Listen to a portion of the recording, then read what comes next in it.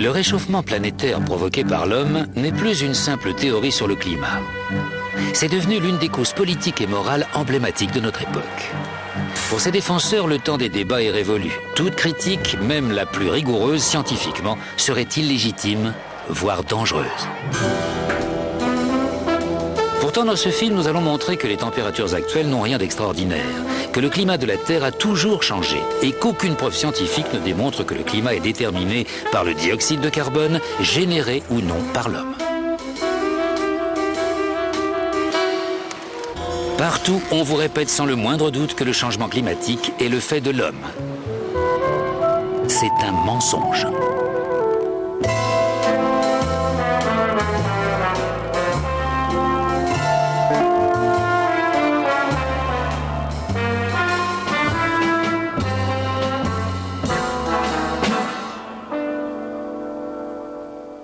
Quand on me dit « je ne crois pas au réchauffement planétaire », je réponds « moi si, mais je ne crois pas que le CO2 produit par les hommes en soit la seule cause ». Si vous m'aviez posé la question il y a quelques années, je vous aurais dit c'est le CO2. Pourquoi? Parce que, comme tout le monde, j'écoutais ce que disaient les médias. Les nouvelles du réchauffement planétaire provoqué par l'homme dont les médias nous inondent semblent chaque jour plus extraordinairement apocalyptiques. Et malgré tout, un certain nombre d'éminents spécialistes du climat affirment aujourd'hui que cette théorie n'a tout simplement aucun sens. Il y a eu des périodes dans l'histoire de la Terre lors desquelles la quantité de CO2 était 3 fois plus élevée qu'aujourd'hui, 10 fois plus élevée même. Si le CO2 avait un effet aussi capital sur le climat, ça apparaîtrait sur la courbe des températures. Si on analyse le climat à l'échelle géologique, on n'accordera jamais au CO2 une influence aussi importante. Aucun changement climatique majeur de ce dernier millénaire peut s'expliquer par le CO2. On ne peut pas dire que le CO2 est à l'origine des variations climatiques, il ne l'a jamais été. J'ai souvent entendu dire qu'il y avait un consensus de milliers de scientifiques sur la question du réchauffement planétaire, selon lequel les hommes seraient en train de causer un changement catastrophique du système climatique. Eh bien moi, en tant que scientifique, je pense que c'est faux. Le réchauffement climatique provoqué par l'homme n'est pas une théorie scientifique ordinaire. Elle est soutenue par un organisme politique puissant de l'ONU, le GIEC, le groupe d'experts intergouvernemental sur l'évolution du climat. Le GIEC, comme tout autre organisme de l'ONU, est politique. Les conclusions de ces rapports sont influencées par la politique.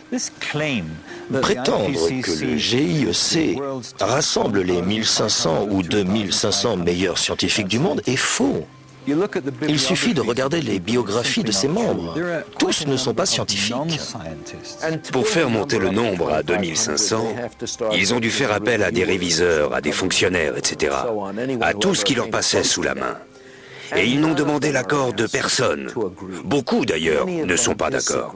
Je connais un certain nombre de personnes, de vrais spécialistes, qui, n'étant pas d'accord avec la polémique, ont démissionné et qui, malgré tout, sont restés dans la liste des auteurs et sont entrés parmi les fameux 2500 meilleurs scientifiques du monde.